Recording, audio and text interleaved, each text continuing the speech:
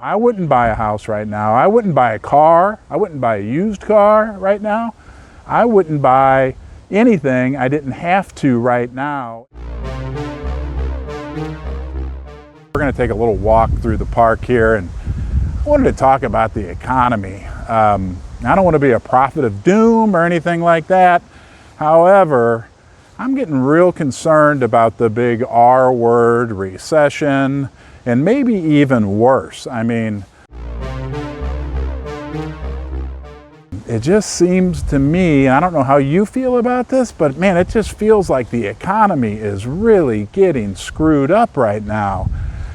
You know, last week we had bad news from Target, bad news from Walmart, bad news from Ross Stores, bad news from a lot of these big retailers that kind of what's left of the middle class in America relies upon to, you know, buy themselves food and groceries and clothing and everything else. And it got me thinking, oh boy, look at this real quick. You see that? Where is it? There it is. Look at that thing. I don't know what that is. A TP maybe? Nonetheless, we have bad news from these major retailers, and you know, I think what's going on is that people just can't afford to spend any extra money at these stores, at Target or Walmart. I mean, the price of gasoline here in St. Louis is on the way to the park here, $4.65 a gallon. I mean, it is ridiculous. A couple years ago, I remember like freaking out a little bit when it hit $3. And you know, we all know what's happening to food. So I just feel like we're at this point where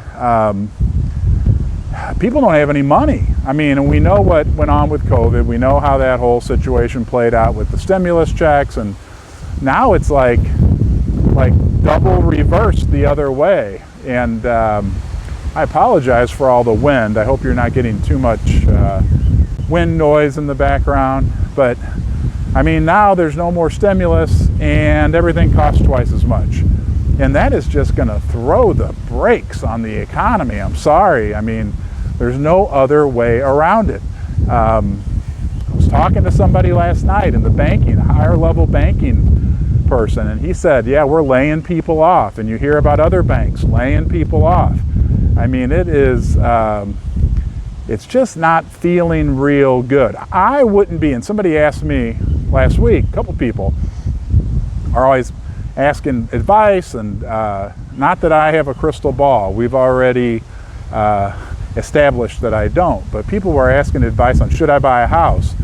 Is it a good time to buy a house? And I was like, I wouldn't buy a house right now. I mean, I think the real estate market, and the stats are starting to show this, is really slowing down significantly. So, you know, we got a crashing real estate market. We have retail that's contracting. We can't provide enough oil. That just boggles my mind that 5 years ago we were producing a surplus of oil in this country, and now all of a sudden we can't produce enough oil. I think, you know, I don't want to be a fearmonger, like I said, but I think we're heading towards a real serious economic slowdown in this country that most people aren't prepared for. And if we get, I'm hearing people talk about $8, $9 a gallon gas, that is going to kill people. Now, sure, if you're making a boatload of money and you got a boatload saved up, you're in good shape. That's, you know, you can absorb, you know, it's not going to be fun, but you can absorb it. But you know, most people don't have a lot of money saved up. Most people are living paycheck to paycheck. What do they do when their gas bill, when the guy that's a bricklayer and has to drive 40 miles each way in his F-150, I mean, what's he going to do when his commute goes from costing him $25 a day in gas to $50 a day in gas, or $100 a week, or an extra $5,000 a year? That money is not going back into the economy. It's going to pay for oil, and that's not really getting recirculated.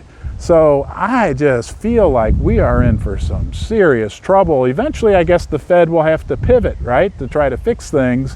But boy, I feel like a prophet, like a doom prophet. I didn't want to do that. That's why I like gold and silver, and you know, and silver in particular. Think about it. I mean, it's not It hasn't had a massive run up with this inflation. Gold really hasn't either. You know, I wouldn't buy a house right now. I wouldn't buy a car. I wouldn't buy a used car right now.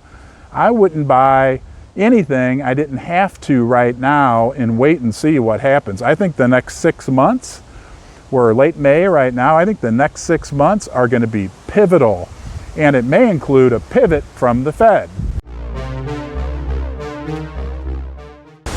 Wow, it's pretty up here, but it sure is windy.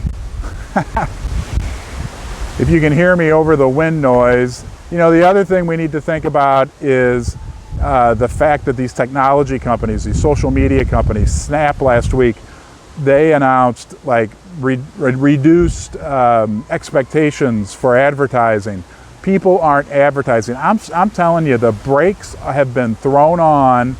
It's not just like a tap on the brakes by the Fed. It feels like they yanked the emergency brake.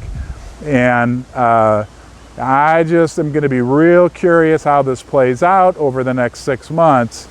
In particular, I want to see how it plays out for silver and gold and the gold silver mining stocks. We're going to see, I think we're going to see some aggressive actions on the part of the Fed that a lot of people aren't expecting. And I just can't see them continuing to raise rates for like everybody thinks for the next 6 months. 3 more rate hikes. Some people are talking about a pause in September. I think they're going to have to pause a lot sooner because, not to mention what's going on in the world, right, with China and Russia. I mean, the economy is, I think the emergency brakes are on. And I think it's going to be a very interesting period ahead of us. I wouldn't make a lot of major moves. I'm mostly invested in gold and silver mining stocks, but sitting on a good cash balance as well. Get out of debt, don't buy anything you don't need. Don't go out and buy a new jet ski or anything like that. Kind of wait and see what's going to happen here. And I think there could be some good deals to be had maybe 6 months to a year from now. Hey, those are my thoughts. I don't have a crystal ball. This is not financial advice. I just wanted to take you for a nice little walk in the park. It's Sunday morning. I hope you are doing well. If you like my video, please give it a thumbs up. Consider subscribing. You can leave a comment below. And until next time, be well.